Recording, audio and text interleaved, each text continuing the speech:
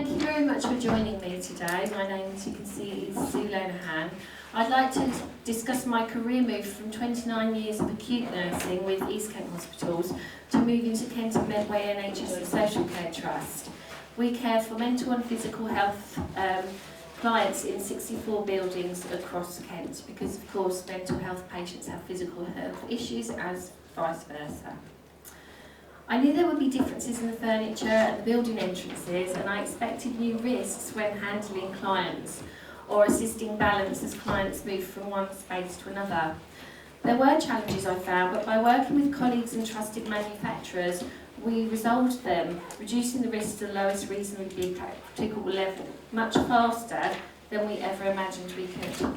Our trust collaborated with Medstrom and Direct Healthcare Group to create a profiling bed and an anti-tamper hybrid mattress. This is where I hope that I don't go. My last working day at East Kent Hospital was a wonderful Kent Group National Back Exchange Day.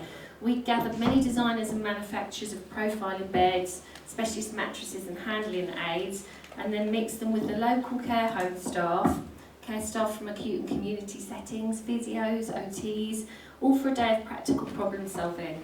And I always recommend to professionals or all people who are wanting to work with human beings to join their local group. Whilst I was there, Julie from Medstrom and I just got a moment for a little chat, and she asked how I thought my new job would go, and I was a bit worried about it. That there seemed to be a lack of affordable low-height profiling beds that could be used in mental health premises. I had a vague idea that if clients could hurt themselves on the plugs, wires and safety sides, and I'd heard that very distressed clients could tie something to the bed, and they themselves then raise that bed. I wished with Julie that there was a bed that could work for ages on a battery and not have controls attached. Julie said our team is very clever. I'll ask them to see what they can do. So these are the fixed beds that were there originally when I started and that we started to put in. So we haven't got to the profiling part yet, but this is what you'd find in a standard bed. On the left-hand side is a box bed where the mattress sits into it, and the mattresses usually tend to be one hard piece of foam and a very thick tarpaulin cover.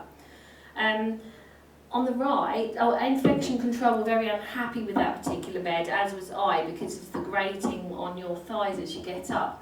But also any fluid or skin cells or what have you drop down nicely into that box, and actually cleaning it is very, very difficult.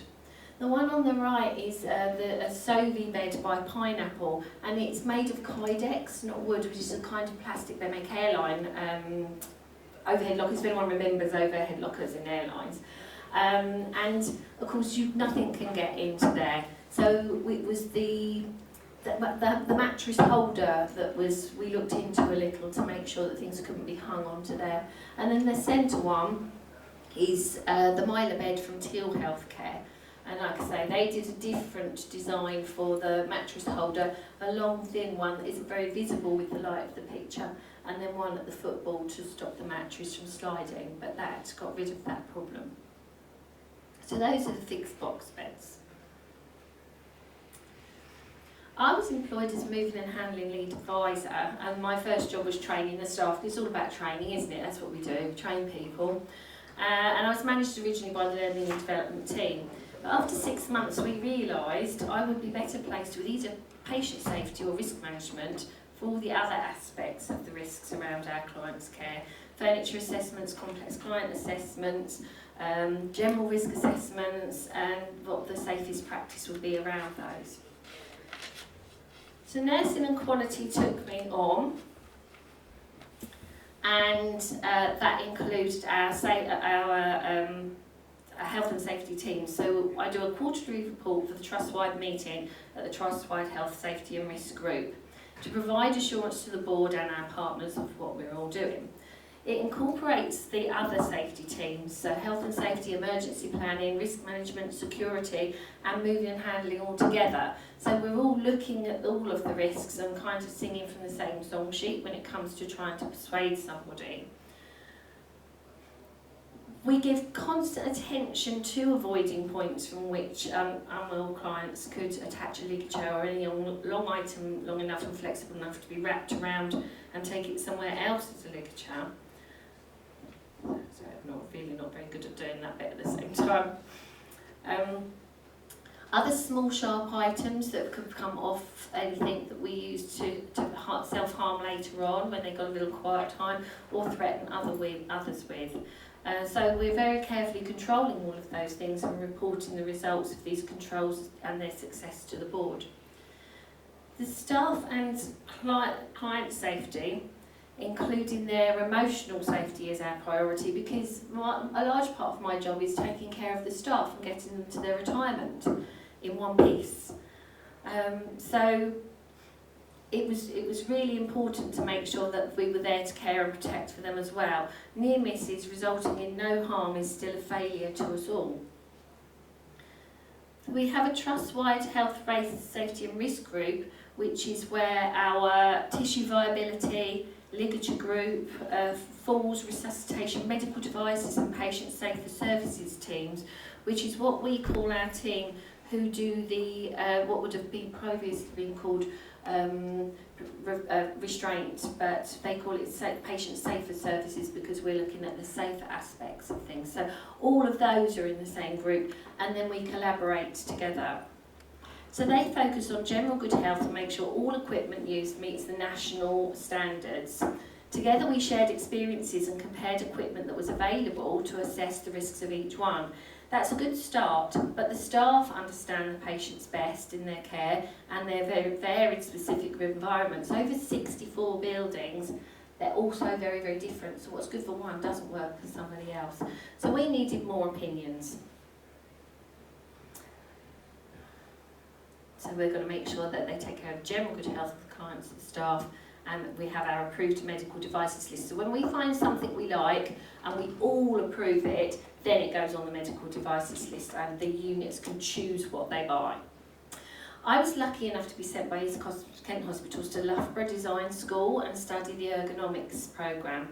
But our teams are experts of the minds, and they needed to see something physical and compare the pieces and let the people who are making those know what bits worked and what bits didn't. So I'm new with very little experience and all the different categories of client and care groups, so the only way was to get a great big room, invite everyone from the healthcare assistants to the board members, asking to pop in, feel it, see it, chat to us, and then our staff and board need to feel assured that to provide a piece of equipment that will reduce the risk of them becoming immobile won't raise the risk of a self-harm or a falling event. Just as important. I found the largest sports hall in the most central venue invited manufacturers, so we included fixed and profiling furniture, particularly the challenging environment specialists, bariatric rental specialist providers, because more and more we need them to use those. They included mattress manufacturers for different fire category ratings, because it wasn't just about the kind of mattress, it was about how they could withstand fire depending on the group. Stand aids and hoist manufacturers to ensure we could get emergency access around, under, or at least close to each type, and to check it out beforehand. The staff from the acute and forensic sector were brilliant. They looked at the Medstrom bed frame at that time and explained how the slats of the bed base allowed fingers through to the wire channels, or to tie clothing or bedding on that they could get hold of, maybe for a self-harm attempt later on. Where the sides and footboards joined, creating a slim crack, or headboards were removable and a hole was left, creating an anchor point, and how potentially the electric cables could be misused. Because they were really focused, a lot of them were from forensic care, and they were really focused on the very determined, very disturbed at that time, early in the care kind of client. So this is what Medstrom achieved initially and improved swiftly after trials in the South East and Northern Ireland. And within 3 years, they'd really cracked it.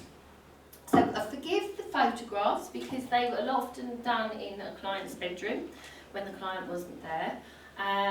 You can see straight away that our staff would have been worried about that bar that goes across, because that was the original headboard And then even without, because it was quite high off the ground, even without taking the bed up any further, they could manage to do quite a good attempt there.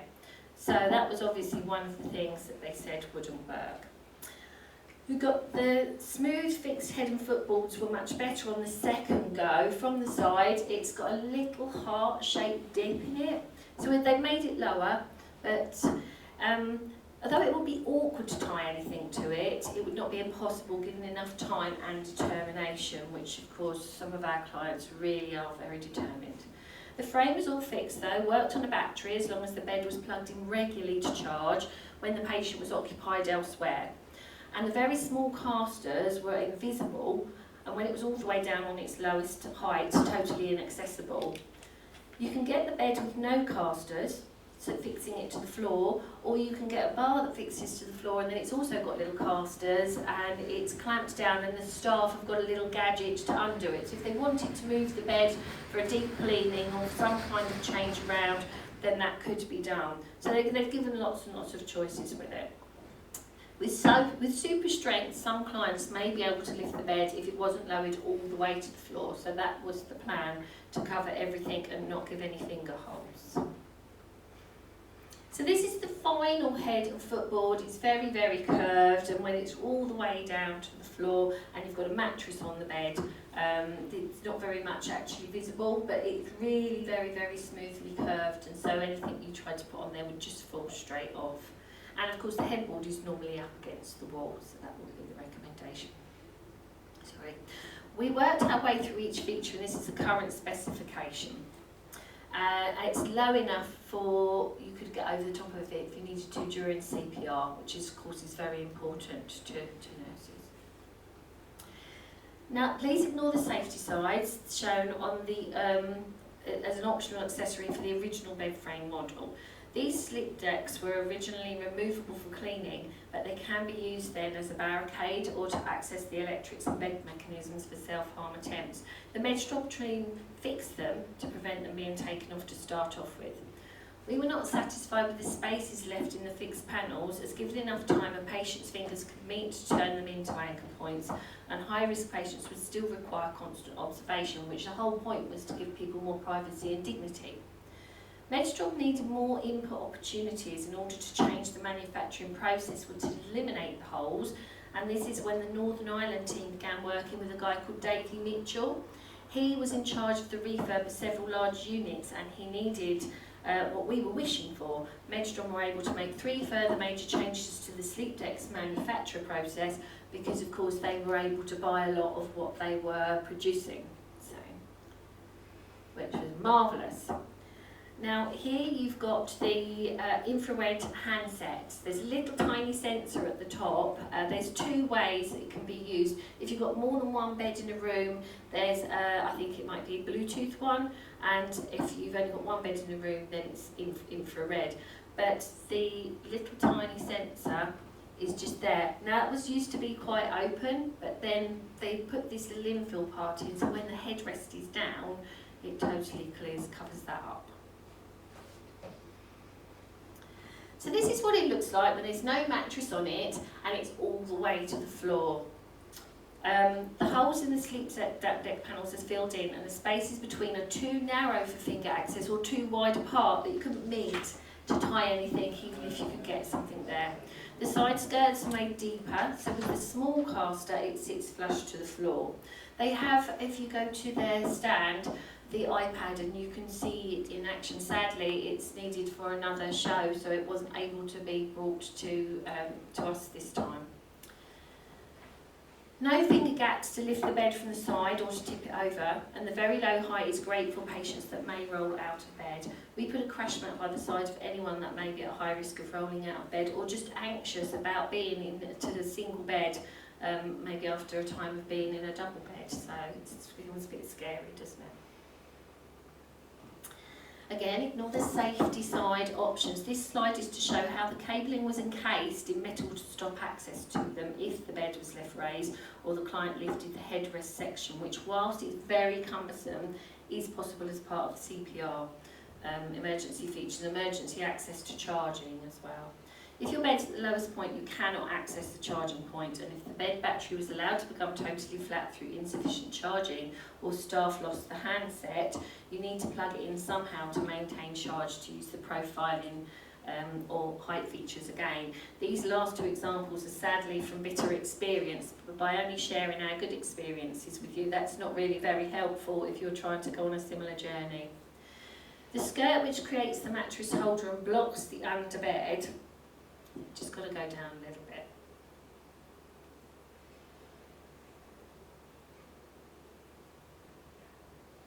Oh, sorry, I lost my pen. There we go. Took a while to work out the strongest way to fix securely, but the team have managed it now, and as they found stronger solutions, they went back to our earlier prototypes, because obviously we bought them as we'd made these prototypes to see how they worked, and they upgraded those accordingly as well. So it's a very good company to work for if you're looking at making changes but don't want to be left with the first flat screen heavy TV, that you want to be able to be sure that it really does work for you. We're all still learning from our clients, so should a new risk become apparent, we continue to report any issues swiftly to the trust reporting system and the Medstrom team immediately. Medstrom always reacts swiftly if we had a problem, sending their design or maintenance crew to site to investigate, resolve and report back. We all continue to share what we found. For example, new for autumn 2021, we found the Solo bed frame that their profile was showing with the elliptical, this has got elliptical backrest movement anyway, but the Solo has a height that can be set for the exact height for the client that's in it to easily be able to stand out of bed, and we found a way to make the handsets work. So all you need is a handset for the Solo, and you can plug it into this particular bed, and whilst yes you're going to have a little wire to your handset, but you would be able to set that feature, so it wouldn't mean that you'd have to move a bed out in order to get another bed in. You can just add that feature and take it off as you feel as your clients change. So, no harm, no foul. The non-issue that made us hit our foreheads against the wall was our bedrooms have small keys for controlling the electricity dependent on the client that's in their residence is what they need. Electric to the sockets can be isolated while all the lighting is active.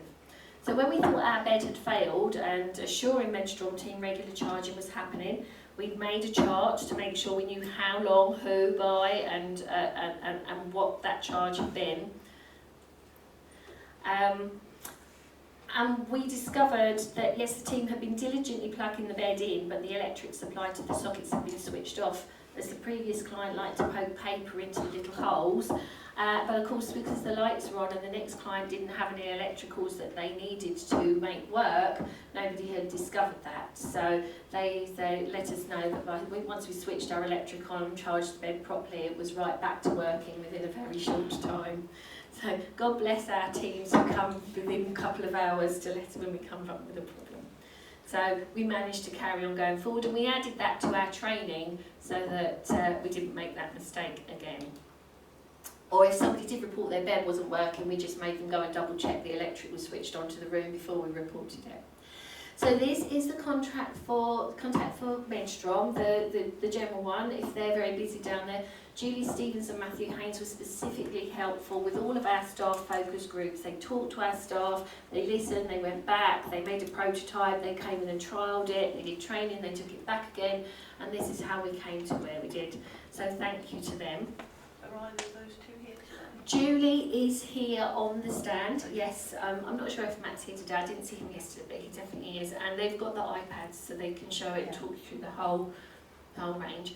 And should you wish to talk to somebody else who's actually owned some of the beds and did some of the design work, then they can send your details to Davey Mitchell and he can come in contact with you that way. So, yeah, but if you wanted to just jot down, or I can give it to you after this if you... So a bed's only as good as its mattress. We require 4 types of mattress across our trust. Anti-vandal foams are rock hard to prevent movement that will allow creasing of the cover to kind of tear them apart, get to the core, the foam core. Some clients like to ingest strange items as part of their condition, so that's important to us. The crib fire prevention rating is the length of time that you can expose the foam or the cover to a naked heat source before it smoulders. Most general hospitals and community foams are a crib 5 rating. Our older adults can be a crib 5 rating, but we still cover them with a crib 7 cover. All other foams in our trust have to be 7 rated unless rented. So, but now they've got all these wonderful new foams. We've decided, well, if you can get crib 7 with a perfect foam that's going to do everything with all the tissue viability aspects and take the high weights we want, why mess about getting 5s and then having to change mattresses? It's just have the right one on the bed in the first place. Save ourselves a lot of aggravation.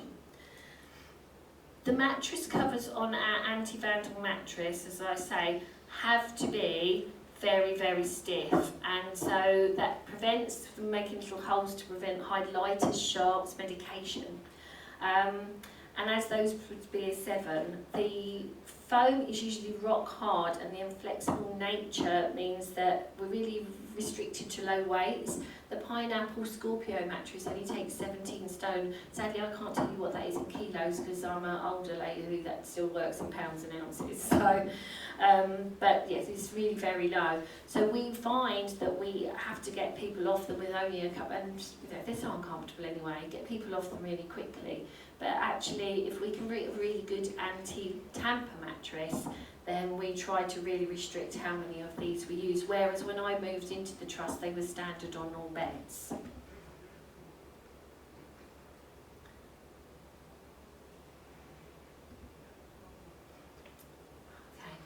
Okay. So we spoke to 4 of our manufacturers of mattresses, Renrail and Teal from the challenging environment sector, Direct Healthcare Group and Drive from the older adults and acute NHS trusts kind of sector. And we got them to conduct a comfort and safety trial survey. So we had 4 mattresses that the patients had for a week, and we rotated them, and we kind of tried to get some feedback from the staff and some feedback from the client where that was possible. Our winners were chosen by the client and staff responses, and we narrowed our mattress choices to bedroom type and client care groups. Places of safety in a couple of bedrooms in each acute or forensic unit require anti-vandal mattress on the challenging environment box bed for the earliest hours. And as soon as it's safe for the client, we move them to a room with the anti-tamper. Our mattresses that were approved by all of the clients, they were all put on the medical devices list. But now, new for this year, our plan to go forward is to try to get down to just 3 types of mattress. So we will be restricting that further. But when we did this in 2016, 2017, we didn't want to restrict the ward's choice to, because it's important that they have control. And now we find that it's working well, and they understand them all a lot more. That's going to be our way forward. So this is our anti-tamper mattress. This is the one that we've really gone for now. You can see that it's got a U shape outside, which if the client is trying to move themselves, they push into the side, or if they're sitting on the edge, it doesn't collapse under their thighs. If they're pushing to stand up, they get some resistance back. But the centre core of the mattress is lots of little castellations. All of those, both bits of foam are crib 7, and you can see they take 254 kilos, so which is more than the profiling bed frames. So it means that we don't have to keep changing mattresses when we've got a client. They can just go on there, and they're much more comfortable. The covers meet all NHS acute standards for microclimate and tissue viability, preventing excess moisture build up and distributing body weight to avoid high pressure points. Our older adult units, where risk of fluid ingress is higher, do have waterfall zips and regular checks that the interior isn't being used inappropriately. So this mattress with a sealed cover is used in most forensic and working age units where anti-vandal is not required but quality anti-tamper is rated. We buy all the mattresses in the crib 7 regardless of unit type now, as I think I mentioned earlier, so I'll skip that a bit. This works in line with NICE guidelines up to a grade 2 without a pump. So you don't need to put a pump on, just those that movement and other shear reductions. We use a satin base cover on the mattress to help people move themselves more often if they've got pain, and to reduce friction rather than to go straight for the air.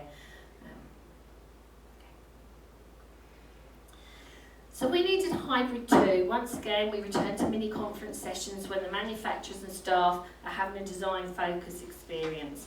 Matrons and managers were complaining to us how much rentals of dynamics were costing them, because Waterloo scoring was identifying that so many patients needed to go onto a professional mattress or like a hospital mattress, and most rented mattresses of only a 5 crib of 7, and they were really costly to their pre-arranged budgets. The clients were reporting back that they hated the rented dynamics when they arrived, and they would say things like, it's noisy. They vibrate, don't they? And then there's the air and the psh and the if you're already very sensitive to your environment around you, and then to have that coming up, so they were really not liking it. Some of them felt that they were being punched by it, punched or pinched where it changed, and so they were not at all happy. And in worst cases, they refused to go to bed. They'd sleep in their chair or their sofa, which totally was not the point, was it? I liked what the previous lady said about their dog lying on cushions and mattresses. Of course, clients that refuse the mattress totally are great risk, as well as poor quality sleep. And if they've had poor quality sleep, they are not going to want to engage with their care, and they're not going to be able to control their emotions very well. We all know what it's like when we've had a bad night's sleep. So we really needed to do something about it. Other rental risks were that the pump required electric supply, so we've then got a permanent long flexible wire which can be a ligature or a trip hazard. Through the mattress covering, the zip is closed and the air tube needs to connect to the pump, so there's a gap big enough to conceal small items or pull out the tube far enough to use as a ligature. To keep the risks high, to keep the high risks down, with the self-planned clients, we would then have to place them under observation, which wasn't dignified or respectful, and as we would want to be for our client, who doesn't need privacy and peace, particularly if you're healing body or soul. So Direct Healthcare Group team at the time, Chris Hughes and Paul Bardis, were our mattress and rental reps for South East Kent, and we have recognised that by purchasing hybrids, we would save so much money on rental. But there were so many risks. They'd have to be stored somewhere horizontally because you can't stack them up on their edge. We don't have any storage. It's a real problem in mental health. We just don't have anywhere to put these things. How would we get them to where they needed to be with all of these massive whole of Kent? I've got a Kia Rio car, and that was going to be it for trying to move something swiftly. Then in 2018, Paul called me and he said, I think I've found the answer. And this is the Direct Healthcare Group answer. It is their Direct Health Group Mercury Advance Hybrid Dynamic Anti-Tamper cover and a 7 safety mattress cover as well.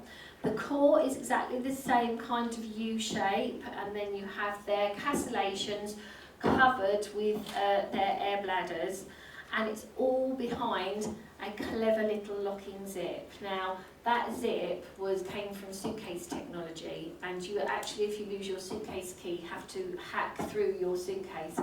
And I know that the clients can't get in it because we had a maintenance team come to do some maintenance on it a few weeks ago, and I forgot to give them the key. They're in the training room. I said, oh, you carry on, guys. And all of a sudden, someone's going past me with a toolbox.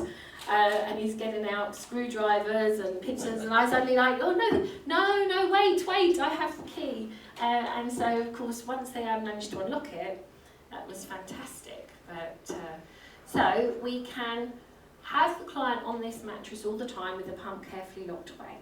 And then, should we need to upgrade, we can just unlock the zip, pull out enough tubing, lock it tightly back up, pop it on. If we have to add observations for a short time, then we can. and then we can put it away again. Or sometimes maybe we will put it on at night when the client's much more settled and maybe do routine observations, whatever works really. So we step the mattress up or we step the mattress down depending on what the client's got to. This is a close-up of the zip. It doesn't have the little ring attached, so you can just see that tiny, very tough zip hidden from normal use under the waterfall zip cover. So it looks just like most acute NHS Trust mattress stock.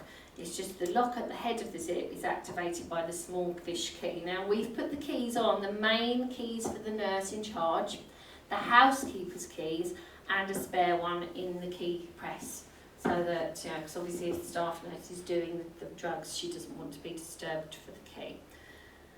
The mattress sits on both our challenging bot beds and the Menstrom MMO mental health bed. It's a really comfortable and safe mattress, and should somebody be identified as high risk needing air, we can pop the tubing on, and we're aiming to have 30% of pumps to mattresses.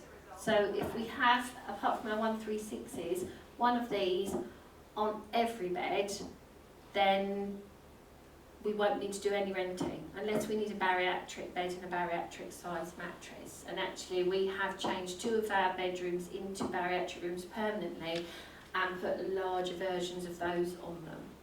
So, Can I just ask, are those keys transferable to any of the mattresses, or are they unique? They're unique to those, no, to the mattresses, but we had a set of a different mattress in the first year when we were making the prototypes, and we found that this final zip they're using, that those keys aren't interested. We just have to make sure that they've got plenty of... To a particular No, mattress, because that will be a disaster. You'd have hundreds of keys, you'd be there forever trying to find them. No, so they can open any one of the same kind of phase, I suppose. Phase 1 and phase 2 don't match, but they're thank you for asking. Sorry, what's the cost? Oh, they are really very well. It's £200 for a pump, I believe, and I've got a feeling it was a couple of £100 for the mattress.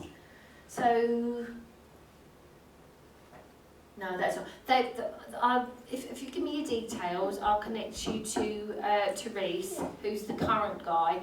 But we have got it broken down so that we can just buy the pump, just buy the mattress. And then we've got the other mattress on there that doesn't have a zip at all, just the anti-tamper, so I think that's why I'm getting muddled.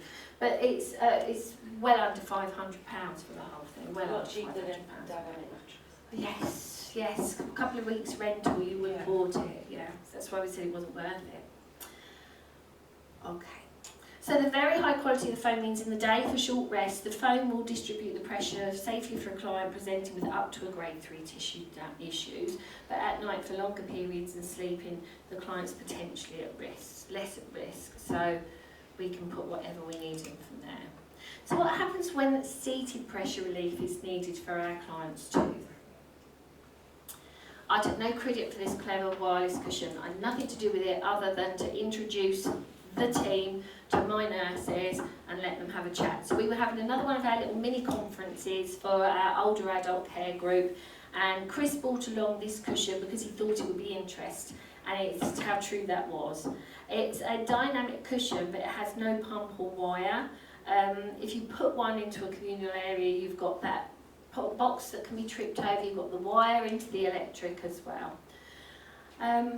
It's called the Intelligent Air cushion, and it can be built into the seat of a chair. Now, I'm always worried about putting extra cushions on chairs because the height of the arms have been designed to match the client and help to stabilise them, and then you add several inches of cushion and there's a chance of them falling out, and even more so in wheelchairs. So why not build it into the actual seat? So if you have an existing chair, they might be able to build it into that seat, or probably even cheaper to look at their range where they have the Intelligent Air already in the seat, and then you don't have to go looking for things, storing things, which again, as I've already said, is a bit of a problem with storage.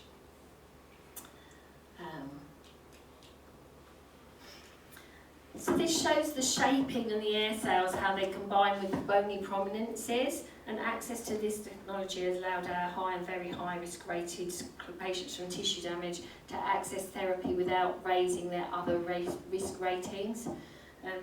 Trying to fix one thing and not start something else. So there are direct healthcare main contacts. Chris Hughes, as I say, brought it to our attention, and Reese is our particular Kent rep, but any of them will be able to help you with this information if you were wanting it. Okay, so if we're going to have a business case, you need to be telling them how it's going to save them money, aren't you? Now, you may not have many many incidents because your team are working so hard to prevent them, and recognising their achievement is brilliant, but what cost to their stress and strain? What would happen if the staff numbers were low? Would they be able to maintain that safety? There's no point in duplicating effort, and the board are bound to ask what other similar services are doing. Our trust wants to be quality and safety leader, not copy the work of a service doing the minimum. However, that took some persuading to them. So liaise with your tissue viability team, your physical health team, your falls team, your medical devices team, and your risk reduction or patient safety teams. Then you can show the board a united front and all the risks are considered and reduced. Are your risks on your risk register? Make sure you try and check that with your risk manager, because when I got to the trust, the only people who could see the risk register where all the risks were put was the risk manager and the person who owned that risk register. There were none actually in the folders for the staff to actually see, so that was important to do. So we're collaborating with all our other teams, and that means we're solid. And if you're going to trial equipment, you're going to need a feedback form from both the staff and client opinion.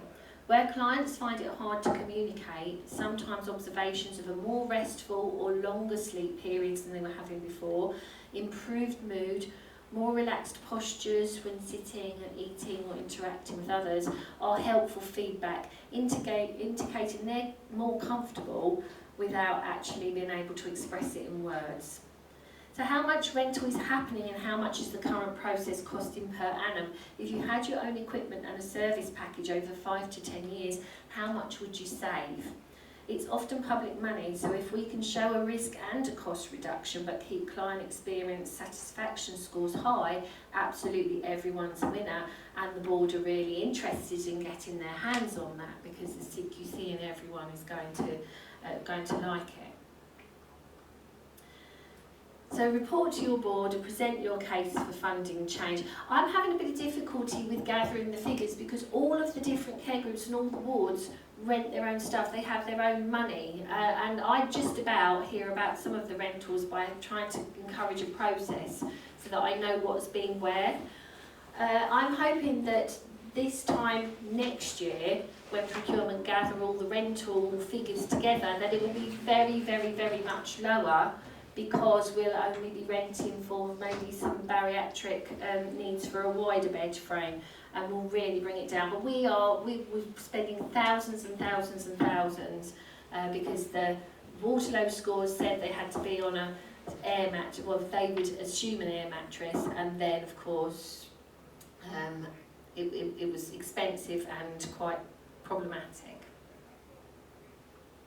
So finally, how are you? I'm nearly at the end of my presentation. I want to check that you're all okay. I hope the descriptions or examples I've used haven't offended or upset anyone, because challenging for us is the descriptive word for some mental health medications can bring on diabetes or arthritis pain, making sleep impossible, and that's a physical challenge to some of our clients when they're trying to work with fixed furniture and box beds and hard mattresses and things, making sleep impossible. The challenge is our clients cope with their mental health issues. Some of them are trying to control their depression or ignore voices, as well as being in pain and confined with these awkward buildings around them. We've got challenges for the staff and carers facing to keep their clients safe. Some of them being the trip hazards or self-harm opportunities, keeping our clients safe from themselves. This last one's access due to the space allocated to mental health builds because it's much smaller than you get in an acute bed space. And finally, really it's a challenge for access to funding when they always tell us that they haven't got any money. Processes or access due to multiple conflicting risk levels. So I'll say that we need something because we want to make the patient experience better, more comfortable and be more independent, and somebody will come in who's totally focused on ligature or anchor point reduction, says no, we can't have that, we can't have that, we can't have that, and we're trying to prove a way that yes, we can have that, and as long as we write down what our mitigating processes are, that we should be able to continue to have more rather than less, and start to make it a standard thing in our new builds. Has anybody's got any questions for me? It's bang on 1:30. Sorry that I've just about managed to get in and not leave you much time for the questions, but has anybody got anything they wanted to ask? I am around, obviously, for the whole time, and you can get me on my email address after the conference if you wish to. If anyone wants to come down and see our staff actually in situ, then I'm more than happy to make that happen for you. But thank you very much for your attention. Can I just say on the MBE app, for the next half an hour, I think you can text a question to you. Okay. You get on the app and you go into speakers, this Sue's profile, and you can ask questions. Okay. Thank you very much then. Thank you. Cheers.